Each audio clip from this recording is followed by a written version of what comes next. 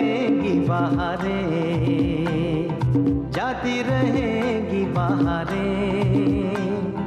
दिल की नजर से दुनिया को देखो, दुनिया सदा ही हंसी है। हो आती रहेंगी बहारें।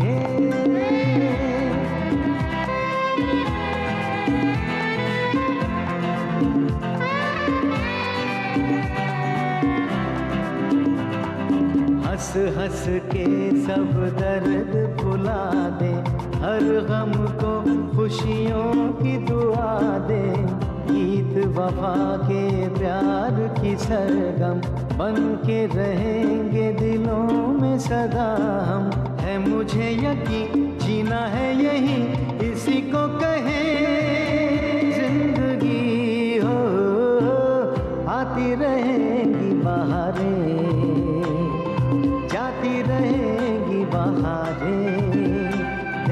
आती रहेंगी बहारें, जाती रहेंगी बहारें।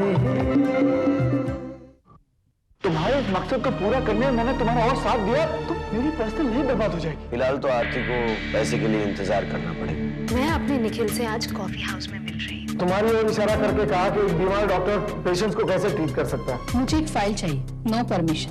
ये लो पैसे। तुम अमर को रश्मि से दूर नहीं कर सकते। तुम इतने नासमझ नहीं हो कि अपने ही हाथों से अपनी पर्सनल लाइफ में जहर घोलना चाहोगे। प्लीज मेरी बात सुनो। रुको साहिल रुको। तुम्हें जरूर कोई गलतफहमी हुई। मुझे कोई गलतफहमी नहीं हुई है। तुम्हारी सारी सच्चाई मेरे सामने आ गई। तुम क्या समझते हो कि मैं घर में रहती हूँ तो मुझे कुछ पता नहीं चलता कि तुम कहाँ कब और किससे मिलते हो? सोनाली तुम मुझ पर शक कर रही हो? मुझ पर? क्या हमारे प्यार की बुनियाद इतनी कमजोर हो गई? इतने सालों में तुम मुझे इतनी जान पाई? ये बातें तुम्हारे मुंह से बिल्कुल अच्छी नहीं लगती। बहुत विश्वास करके देख लिया मैंने और उसका नतीजा भी देख लिया। सोनाली मेरी बात सुनो। मुझे कुछ नहीं सुनना है। ये सब बातें जाकर उस मधु को सुनाओ जिससे छुप छुप कर तुम मिलते आए हो। नहीं सुनो, मैं तुमसे कितनी बार कह चुका हूँ कि मधु से मेरा कोई रिश्ता नहीं। Just shut up. मुझे कुछ नहीं सुनना। जाओ जाकर अपनी मधु के साथ रहो। Excuse me. लो आ गई तुम्हारी मधु। सुनिए, मैं मधु नहीं, मैं तो रश्मि हूँ। वो अच्छा, मधु के अलावा एक रश्मि भी है तुम्हारी जिंदगी में? ये क्या कह रही हैं आप? ठीक है, मुझे गलतफहमी हुई है तो सही क्या है आप ही बता दो ना। ये लीजिए।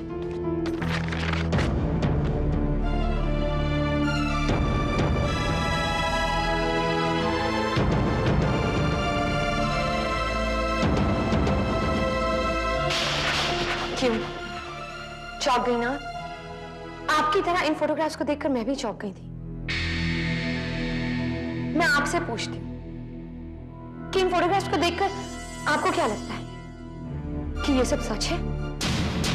सोनाली, ये सब सच नहीं है, झूठ है, फरेब है, जिसे बड़ी चालाकी से सच्चाई के रंग में रंग कर पेश किया गया। देखिए सोनाली जी, अगर आपने भी औरों की तरह बिना सोचे समझे इसे सच मान लिया तो मेरी जिंदगी तो तबाह हो ही जाएगी, साथ में आपका परिवार भी तहस महस हो जाएगा। इसलिए आप प्लीज ठंडे दिमाग से सोचिए। आप अपने पति के बारे में जो कुछ भी सोच रही हैं वो बिल्कुल गलत है। मैं तो सिर्फ इतना ही कहना चाहूंगी कि निखिल वो इंसान है जिसने मेरी मुसीबत में साथ दिया। आखिर ये सब चक्कर क्या है? मुझे खुलकर समझाओ ना।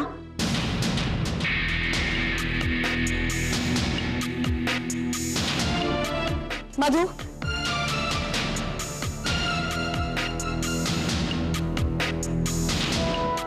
मुबारक हो मधु।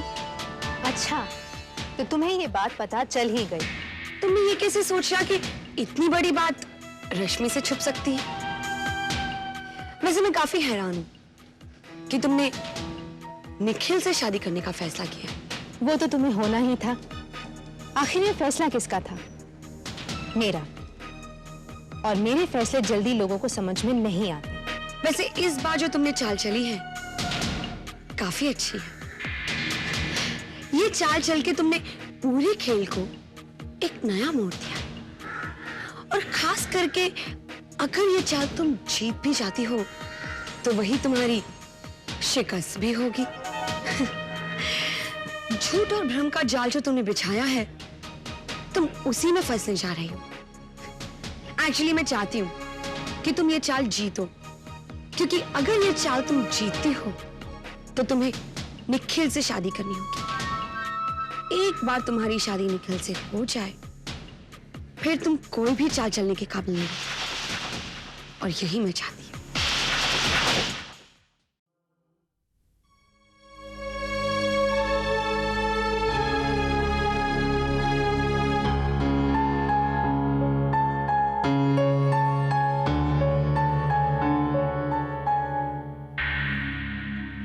मधु जी, कहाँ गई थी तुम? वो मधु, साफ साफ बता दो, तुम कहाँ गई थी? निखिल से मिलने। निखिल से? पण कशासाठी? उसे ये बताने कि मैं उससे शादी करने के लिए तैयार हूँ। अचानक उसके पास जाके बात करने की क्या जरूरत आ पड़ी? ना जरूरत थी आजी, और कितनी ज्यादा जरूरत थी शायद आप ही मुझसे बेहतर जानती हैं।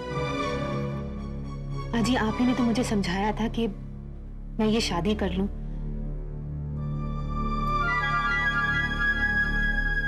आजी, मैं ये जानती हूं कि आज तक मैंने आप लोगों को सिर्फ परेशान ही किया है, लेकिन अब मुझे अपनी जिम्मेदारियों का एहसास हो गया है। इसीलिए मैंने ये फैसला कर लिया कि मुझे निखिल से शादी कर लेनी चाहिए। लेकिन तुम तो आजी, बाकी सारी बातें भूल जाइए। और वैसे भी निखिल मुझसे कितना प्यार करता है, और वो आप सबको पसंद भी है। इसलिए मैंने सोचा कि क्यों ना आप सबकी इच्छा पूरी कर दूं।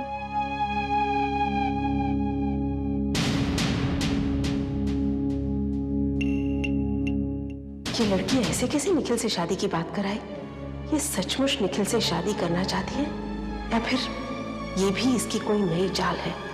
अब तो पता करना ही होगा। नानी माँ, ये देखो विलन का फोटो छपा है। अरे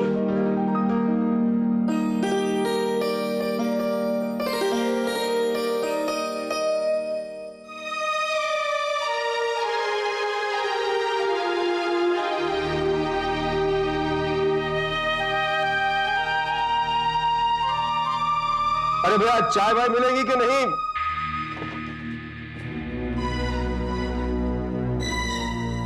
चिंटू बेटा, तुम घर जाओ, तुम्हारी मम्मी इंतजार कर रही होगी ना।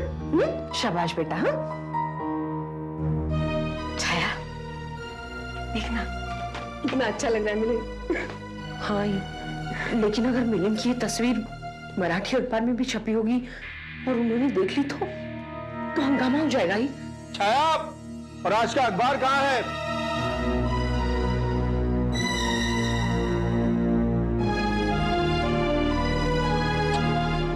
क्या बात है? आज का अखबार कहाँ है छाया? कब से ढूंढ रहा हूँ, मिल ही नहीं रहा है। हाँ, मैंने भी नहीं देखा, शायद आज वो आया ही नहीं है। ये कैसे हो सकता है?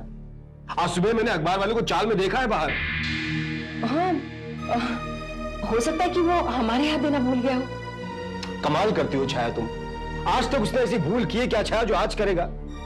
तुम्हें अच्छी तरह मालूम है कि इस चाल में वो सबसे पहले हमारे घर में अखबार डालता है। अरे हाँ, मालूम है। तुम छोटी सी बात के लिए क्यों परेशान हो रहे हो? लो।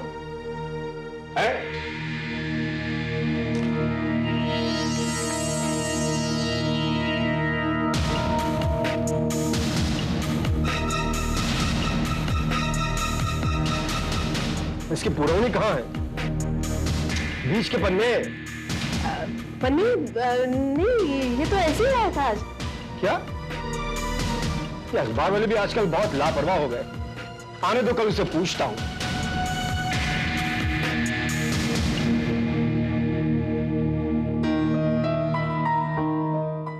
छाया, आज तो हमने बात छुपा दी, लेकिन एक ना एक दिन तो भेद खुलना ही है। इसलिए बेहतर यही है कि मिलिंद के वापस लौटते ही हम रवि को साफ साफ सब कुछ बता देंगे।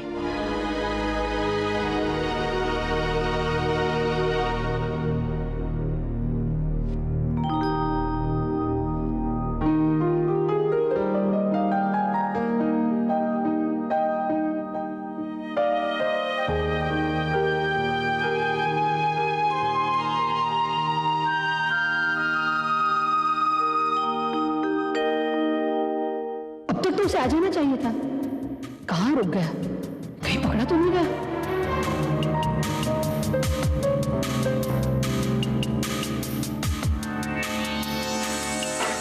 आ गए? काम हो गया? जी। वैसे किसी ने देखा तो नहीं आते हुए? और इस बात की किसी को भनक तक नहीं लगनी चाहिए, समझे? और ये लो पैसे।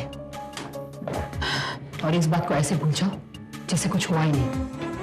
और हो सके किसी और जगह पे नौकरी ढूंढ लो। इसी काम में भी तुम्हारी मदद करूंगी। तुम खुद समझदार हो। मैं चलती हूँ, मुझे एक इंपॉर्टेंट मीटिंग है।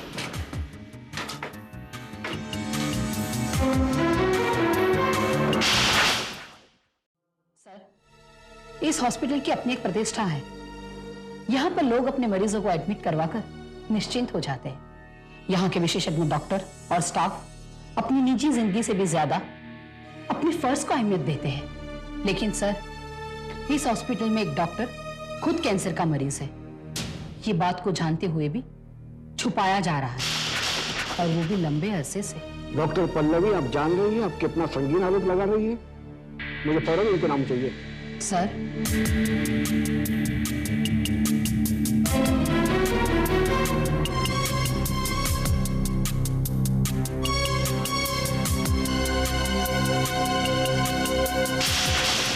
लेकिन इस बात का तुम्हारे पास क्या सबूत है डॉक्टर पल्लवी?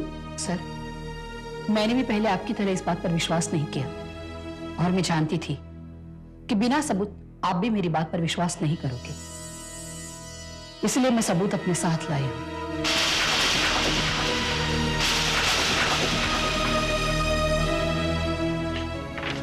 सर, मुझे समझ में नहीं आ रहा, बीइंग अ डीन कोई पर्सन ऐसी गलती कैसे कर सकता है? एक कैंसर जैसी जानलेवा बीमारी के मरीज से इस हॉस्पिटल में एक डॉक्टर के रूप में काम करवाकर मरीजों की जिंदगी के साथ खिलवाड़ किया जा रहा है।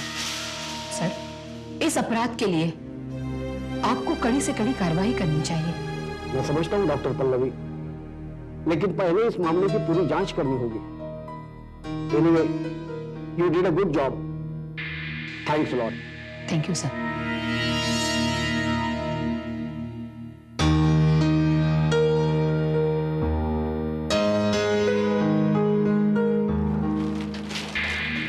हेलो डॉक्टर अमर।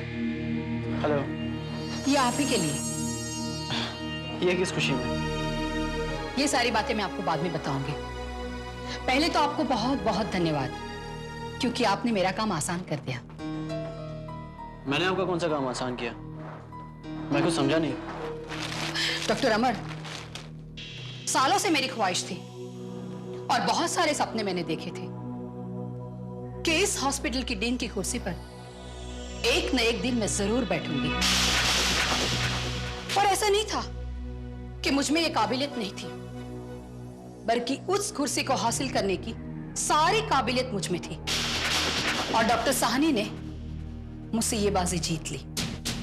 पर आज वो मौका आया है कि जो चीज मुझसे छीन ली गई थी उसे मैं वापस पा सकूं। देखिए, आप जो कुछ भी कह रही है ये आपका पर्सनल मामला है। इसमें मैंने आपके लिए क्या किया? यही बताने तो मैं यहां तक आई हूं। वैसे अमर, किसी की मौत से खेलना या उसे फायदा उठाने की कोशिश करना कोई अच्छी बात तो नहीं है, ये तो मैं भी जानती हूं। लेकिन क्या करूं, आज सालों से मैंने जो सपना देखा था वो तुम्हारी वजह से पूरा होता हुआ नजर आ रहा, और मैं अपने आप को खुश होते हुए नहीं रोक सकती। आप कहना क्या चाहती है? प्लीज साफ साफ बताइए, बात क्या है? ये बात इतनी आसान नहीं है डॉक्टर अमर कि इसे कोई भी कह दे, बल्कि इतनी इंपॉर्टेंट है कि आप डॉक्टर साहनी के मुंह से सुनो तो ज्यादा अच्छा हो। वैसे इस वक्त डॉक्टर साहनी ट्रस्टी की कैबिन में होंगे, और वहां से बाहर निकलने के बाद वो आप ही को मिलकर आप ही को बताना पसंद करेंगे कि आखिर बात क्या है। Okay, so please wait for doctor Sahni.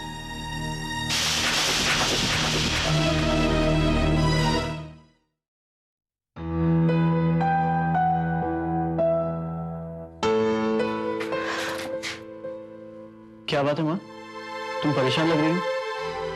तुम्हारी तबीयत तो ठीक है ना? हाँ, तबीयत तो ठीक है बेटा। मैं कब से तेरी राह देख रही थी।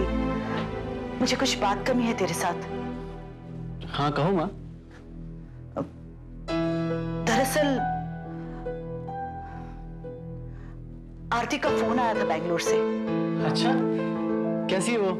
उसकी पढ़ाई कैसी चल रही है? उसे किसी चीज की जरूरत तो नहीं ना? उसने फोन इसलिए किया था कि उसे फीस के लिए और फ्लैट के लिए 2 लाख रुपए की सख्त जरूरत है। तो माँ, तुमने ये बात पापा को बता दी होती। इसमें इतना परेशान होने की क्या बात है? मैं परेशान इसलिए हूँ बेटा कि मैंने तेरे पापा को बताया तो वो कहने लगे कि उनके काफी पैसे बिजनेस डील में ब्लॉक है, इसलिए सिर्फ फीस के पैसे ही भेज पाएंगे। अब अगर तू अपने पर्सनल अकाउंट से कुछ पैसे आरती को भेज दे तो। माँ, इस वक्त तो मेरे अकाउंट में इतने पैसे होंगे नहीं, लेकिन तुम चिंता मत करो, कोई ना कोई इंतजाम जरूर हो जाएगा। लेकिन तेरे पापा कह रहे थे उनके पर्सनल अकाउंट में जो पैसे हैं उसका उन्हें बहुत जरूरी काम है। कौन सा काम हो सकता है जो आरती को पैसे भेजने से ज्यादा जरूरी है? मेरी तो कुछ समझ में नहीं आ रहा। माँ, तुम भी खामखा परेशान होती हो। मैं हूं ना, मैं पापा से बात करूंगा। हो सकता है ऐसी कोई बात हो जिसे बताकर वो तुम्हें परेशान नहीं करना चाहते। तुम चिंता मत करो।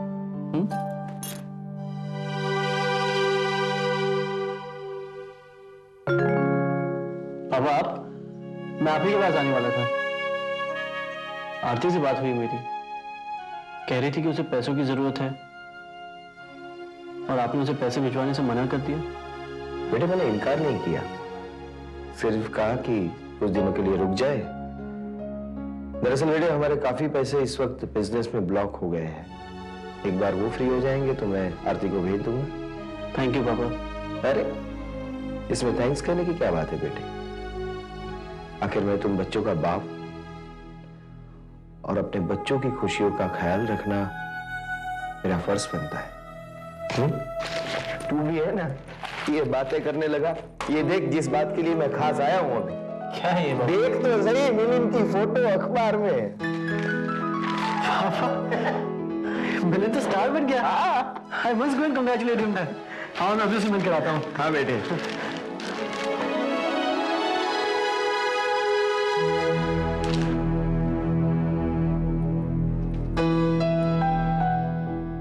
क्या हुआ अमर, तुम रुक क्यों गए?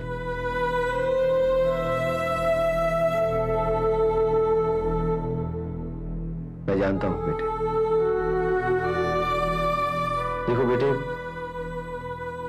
जो बात बीत चुकी है, जिस पर हमारा कोई वश नहीं,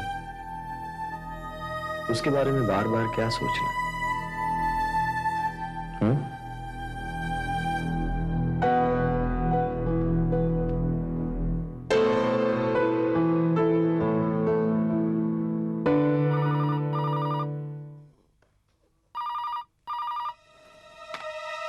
हेलो, क्या? अरे नहीं, ऐसा नहीं हो सकता। देखिए भाई साहब, ऐसा हुआ तो हम तो कहीं के नहीं रहे।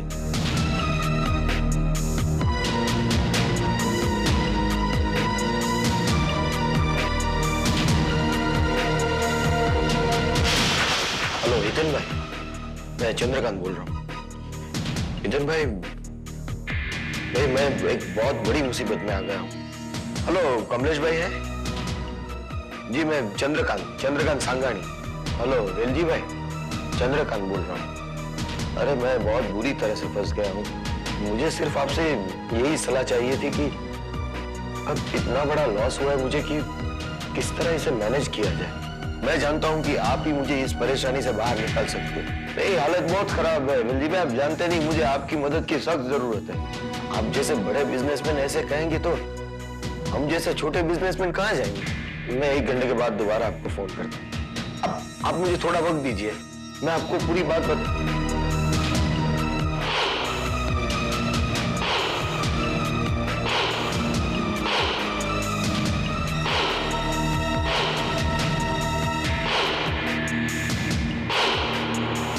कुल मिलाकर 70 लाख रुपए। हे भगवान, कैसे चुका पाऊंगा इतने बड़े कर्ज को मैं?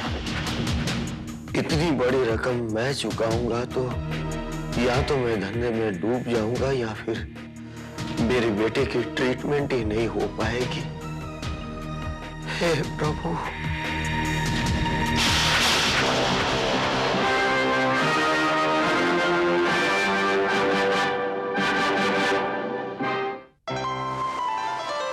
आती रहेंगी बहारें, जाती रहेंगी बहारें, दिल की नजर से दुनिया को देखो, दुनिया सदा ही हंसी है। हो आती रहेंगी बहारें।